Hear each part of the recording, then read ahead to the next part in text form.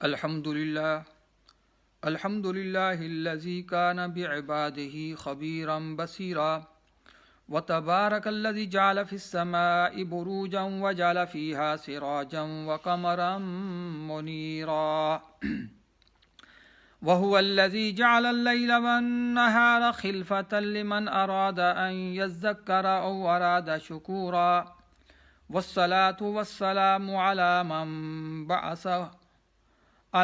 من بعثه ربه هاديا ومبشرا ونذيرا وداعيا إلى الله بإذنه وسراجا منيرا وبلغ الرسالة وأدى الأمانة ونصح الأمة وجاهد في سبيل الله حتى أتاه اليقين أما بعد فأعوذ بالله من الشيطان الرجيم بسم الله الرحمن الرحيم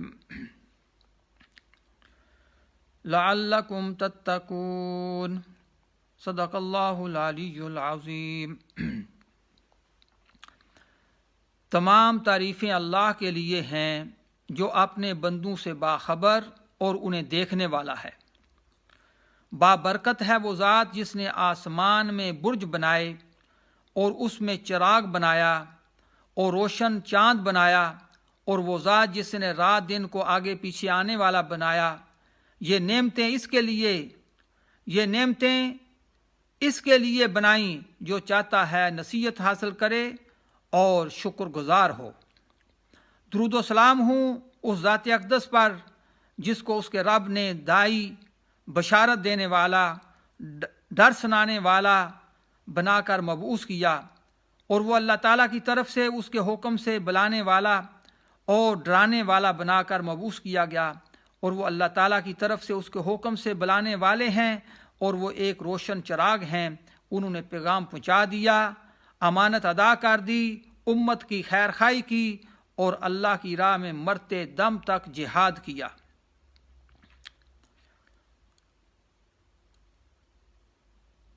اللہ کے بندوں، بلا شبہ روزوں کے کچھ اسرار و رموز اور مقاصد ہیں۔ انہیں وہی جانتا ہے جس نے والہانہ شوق سے روزے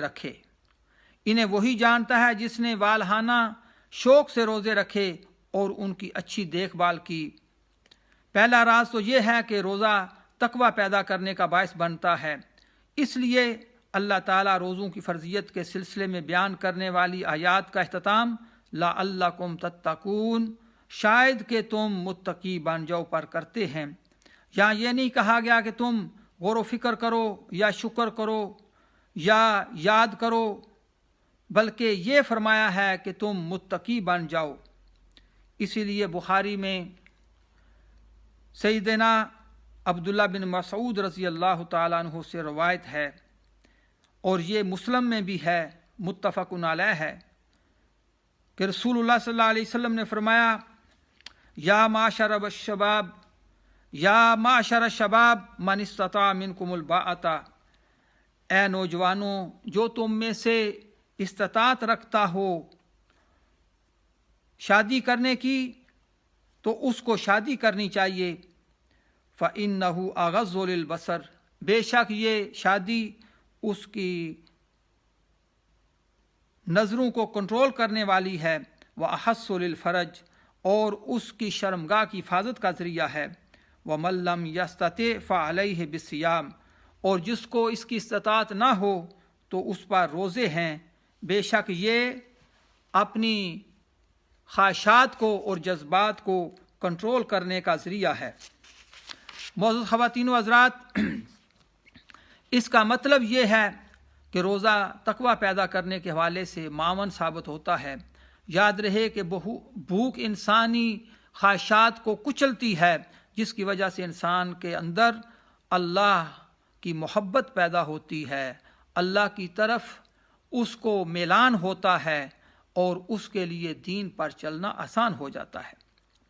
روزے کا دوسرا راز یہ ہے کہ اس سے ان بھوکے لوگوں کی جان لیوا حالت کا پتہ چلتا ہے۔ روزے کا دوسرا راز یہ ہے کہ اس سے ان بھوکے لوگوں کی جان لیوا حالت کا پتہ چلتا ہے جن کا غربت نے برا حال کر دیا ہے۔